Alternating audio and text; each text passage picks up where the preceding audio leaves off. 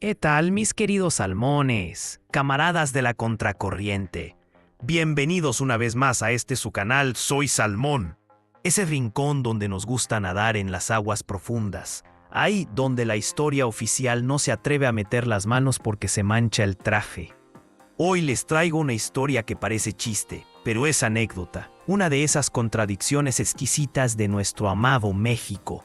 Vamos a hablar de impuestos, pero no se me duerman, porque esto no es contabilidad, esto es pura guerra política. Vamos a hablar de las alcabalas. Ubiquémonos. Estamos en septiembre de 1971.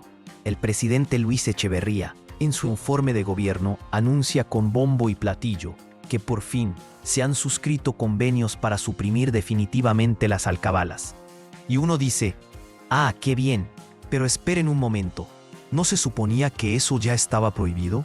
Si revisamos los libros de historia, resulta que las alcabalas, esos impuestos medievales que te cobraban por mover mercancía de un estado a otro, debieron desaparecer en 1896, por orden de don Porfirio Díaz. Es más, la Constitución de 1857 ya las prohibía. Entonces, ¿qué demonios hacía un presidente en 1971 presumiendo que iba a eliminar algo que llevaba 70 años muerto? Pues resulta, mis amigos, que el muerto estaba muy vivo. La historia oficial nos dice que México pasó de un sistema fiscal atrasado a uno moderno en el siglo XX. Pero eso es una mentira piadosa.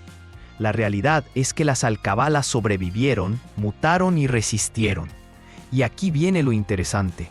No sobrevivieron porque los estados fueran unos conservadores atrasados, sino porque el gobierno federal se estaba convirtiendo en un monstruo voraz que se quería comer todo el pastel.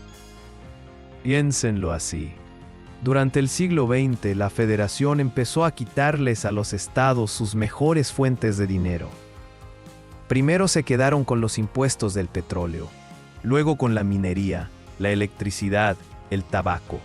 Los gobernadores veían cómo la riqueza salía de sus tierras y se iba directo a la Ciudad de México, y a cambio les daban unas participaciones que a veces ni llegaban.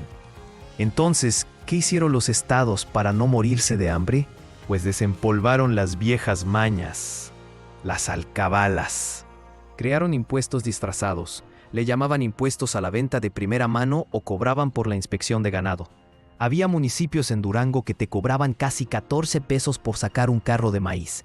En Hidalgo y Puebla todavía ponían garitas, casetas físicas a la entrada de las ciudades para cobrarte por meter mercancía, como si fueras un extranjero en tu propio país.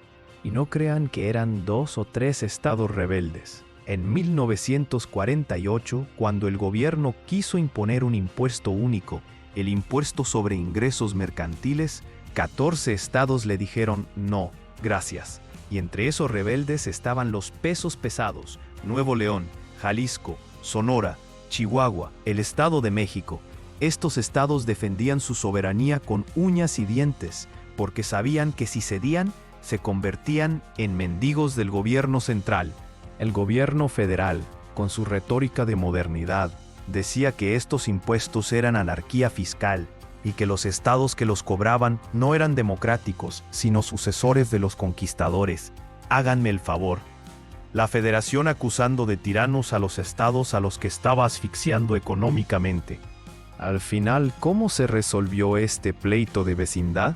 Pues como se resuelven las cosas en este país, con dinero. La frase de Echeverría en 1971 marcaba el final de la resistencia, porque la federación abrió la cartera. Aumentaron brutalmente las participaciones, soltaron la lana a los estados para que dejaran de cobrar sus propios impuestos. Compraron la centralización. Así que, mis queridos salmones, la próxima vez que escuchen hablar del federalismo mexicano, recuerden esto. La modernidad fiscal de México se construyó sobre la tumba de la autonomía de los estados.